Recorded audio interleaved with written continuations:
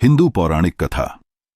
अश्वत्थामा द्वारा द्रौपदी पुत्रों की हत्या श्रीमद्भागवत का निरंतर पारायण समस्त सुखों का दाता है।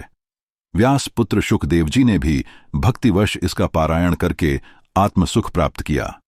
जब महाभारत में भीमसेन व अन्य पांडवों के पराक्रम से कौरवों का प्रायः नाश हो गया और भीमसेन की गदा से दुर्योधन की जांघ पर आघात पड़ा तो उसकी जांघ क्षत विक्षत हो गई।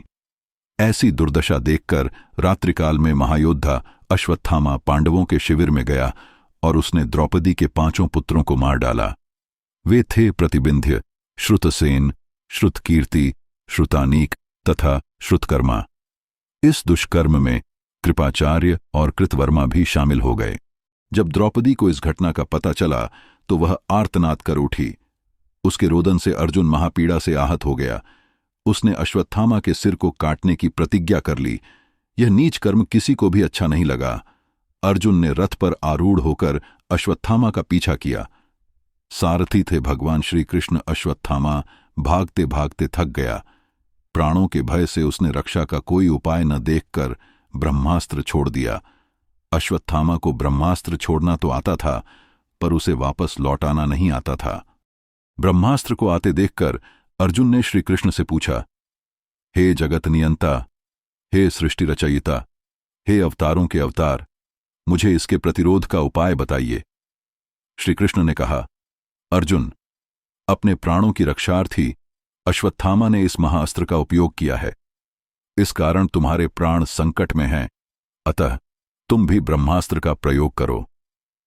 अर्जुन ने तुरंत मंत्रोच्चार किया और ब्रह्मास्त्र छोड़ दिया। कुछ ही क्षणों में दोनों ब्रह्मास्त्र आपस में टकरा गए। भयंकर विनाशकारी अयुद्ध थे।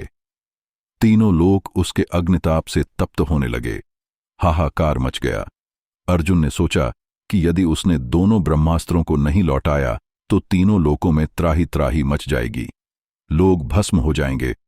अर्जुन ने अपने ज्ञान बल से दोनों ब्रह्मास्त्रों को वापस अधिकार में करके शांत किया। अश्वत्थामा को बंदी बना लिया। श्री कृष्ण भगवान ने आदेश दिया, इस पापी का वध कर डालो। इसने निरपराध बालकों की हत्या करके जघन्य कृत्य किया है, धर्म विरुद्ध आचरण किया है। धार्मिक योद्धा सोए हुए प्राणी, उन्मादित, विक्षिप्त, स्त्री, बालक, निहत्थे, शरणार्थी आदि प्राणियों को कभी नहीं मारते। फिर तुमने द्रौपदी से भी इसका वध करने की प्रतिज्ञा की है। इसका सिर काटकर द्रौपदी के समक्ष रख दो। अर्जुन अत्यंत ज्ञानी और धैर्यवान था।